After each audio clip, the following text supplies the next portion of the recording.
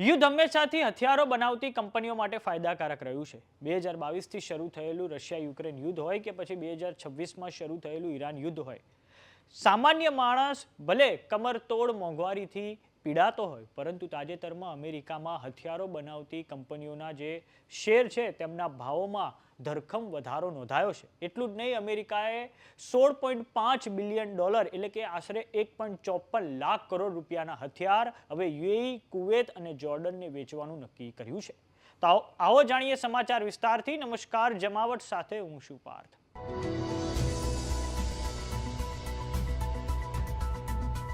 28મી ફેબ્રુઆરીથી જ્યારથી ઇઝરાયલ અને યુએસએ દ્વારા તેમના મિલિટરી કોમ્બેટ ઓપરેશન ઈરાનની સામે શરૂ કરવામાં આવ્યા છે, ત્યારથી અમેરિકાની હથિયારો બનાવતી કંપનીના શેરોના ભાવોમાં જબરજસ્ત વધારો નોંધાયો છે. જેમ કે RTX Corporation, Northrop Grumman, General Dynamics, Lockheed Martin, Boeing અને અન્ય કંપનીઓ જબરજસ્ત રીતે નફો રળતી થઈ ગઈ છે.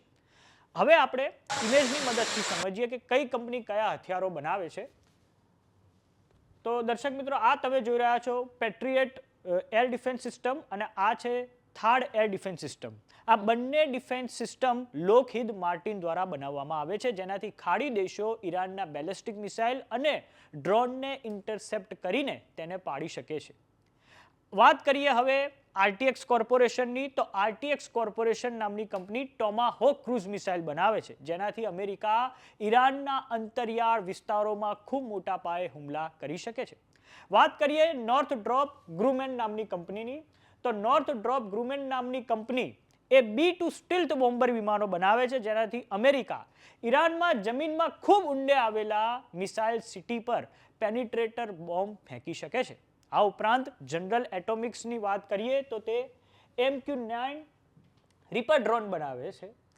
આ તમે જોઈ શકો છો ઇમેજમાં. જનરલ ડાયનેમિક્સ નામની કંપની MQ-9 રીપર ડ્રોન બનાવે છે અને આના કારણે પણ અમેરિકા ઈરાનના અંતરિયાળ વિસ્તારોમાં ખૂબ મોટા પાયે હુમલા કરી રહ્યું છે. આ ઉપરાંત અમેરિકાનું સેન્ટ્રલ કમાન્ડ અનેક હથિયાર વાપરી રહ્યું છે.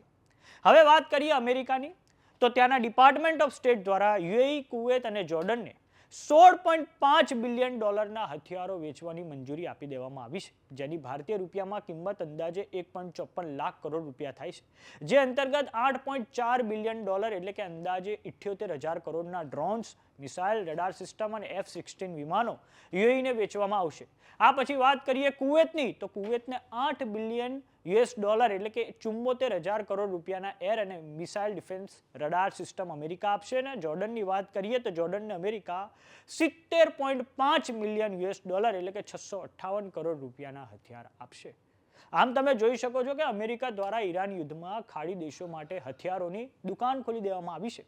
એક તરફ ખાડી દેશો એટલે કે સાઉદી અરેબિયા, યુએઈ, કતાર, બહેરીન, કુવેત એના ગેસ અને ઓઇલ ઇન્ફ્રાસ્ટ્રક્ચર પર ઈરાન જબરજસ્ત હુમલા તો કરી જ રહ્યું છે, તો બીજી તરફ તેમણે હવે અમેરિકા પાસેથી હથિયારો પણ ખરીદવા પડી રહ્યા છે.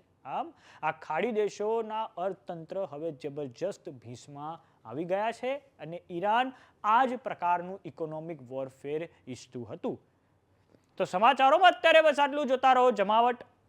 જો તમે અમને યુટ્યુબ પર જોઈ રહ્યા તો સબસ્ક્રાઇબ કરો, જો તમે અમને ફેસબુક પર જોઈ રહ્યા તો ફોલો કરો. સાથે જ અમારી વોટ્સએપ ચેનલ આવી ગઈ છે, જોઈન કરવાનું ના ભૂલતા. નમસ્કાર.